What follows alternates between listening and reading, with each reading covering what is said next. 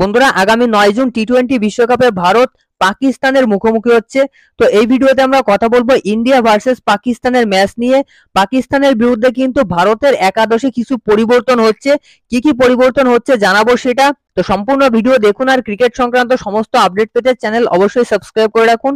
আর আপনি যদি ফেসবুক থেকে দেখে থাকেন তাহলে অবশ্যই পেজটি ফলো করে রাখবেন। তো ভারত পাকিস্তানের ম্যাচ নিয়ে কিন্তু প্রচুর ক্রেজ আমরা দেখতে পাই, যে ক্রেজটা কিন্তু শুধুমাত্র ফ্যানদের মধ্যেই সীমাবদ্ধ।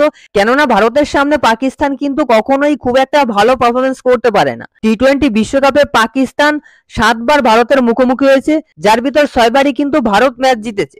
তো বুঝতে পারছেন আগামী ম্যাচটাও কিন্তু একটা ইন্ডিয়ার সহজ ম্যাচ হতে চলেছে। কেননা লাস্ট ম্যাচে কিন্তু পাকিস্তান আমেরিকার কাছে হেরে গিয়েছে। ম্যাচটা কিন্তু খুবই টাইট ম্যাচ হয়েছে, সেখানে সুপার ওভার পর্যন্ত গড়িয়েছে। সুপার ওভারে পাকিস্তানকে ইউএসএ হারিয়ে দিয়েছে। সুতরাং ইন্ডিয়ার কাছে কিন্তু এই ম্যাচটা সহজ ম্যাচ হবে।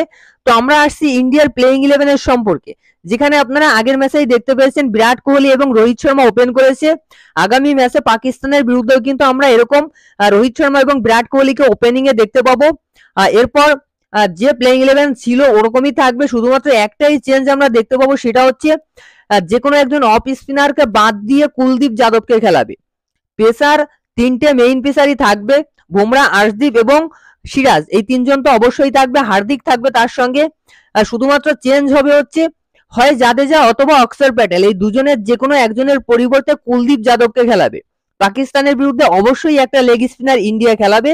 এছাড়াও বিসিসিআই এর কাছ থেকে এই মুহূর্তে যে আপডেট আছে সেই আপডেট অনুযায়ী জানা গেছে একটা অফ স্পিনারের পরিবর্তে কিন্তু কুলদীপ যাদবকে আগামী ম্যাচে খেলাতে চলেছে।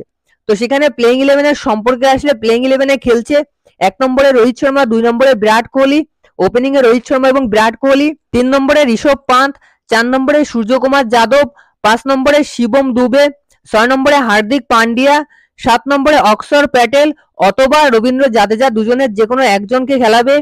8 নম্বরে কুলদীপ যাদব, 9 নম্বরে জসপ্রীত বুমরা, 10 নম্বরে আর্শদীপ সিং এবং 11 নম্বরে মোহাম্মদ সিরাজ। এটা কিন্তু পাকিস্তানের বিরুদ্ধে ইন্ডিয়ার প্লেইং 11 থাকবে। আর এই প্লেইং 11 নিয়েই কিন্তু ইন্ডিয়া পাকিস্তানকে হারাবে। কেননা পাকিস্তান টিমের অবস্থা কিন্তু এই মুহূর্তে খুবই খারাপ। আপনারা ইউএস এর বিরুদ্ধে ম্যাচটা দেখেছেন, সেখানে ইউএসএ যারা এই প্রথমবার টি-20 বিশ্বকাপে সুযোগ পেয়েছে সেই দলের এগেইনস্টে কিন্তু পাকিস্তান ম্যাচ হেরে গিয়েছে। এবং পাকিস্তান যে লেভেলের ক্রিকেট খেলেছে ওই ম্যাচটায়, ওই লেভেলের ক্রিকেট খেলে কোনো টিমের বিরুদ্ধে পাকিস্তান জিততে পারবে না। ইভেন আমার মনে হচ্ছে আয়ারল্যান্ডের বিরুদ্ধেও কিন্তু গ্রুপ স্টেজের ম্যাচটা পাকিস্তান হারতে পারে।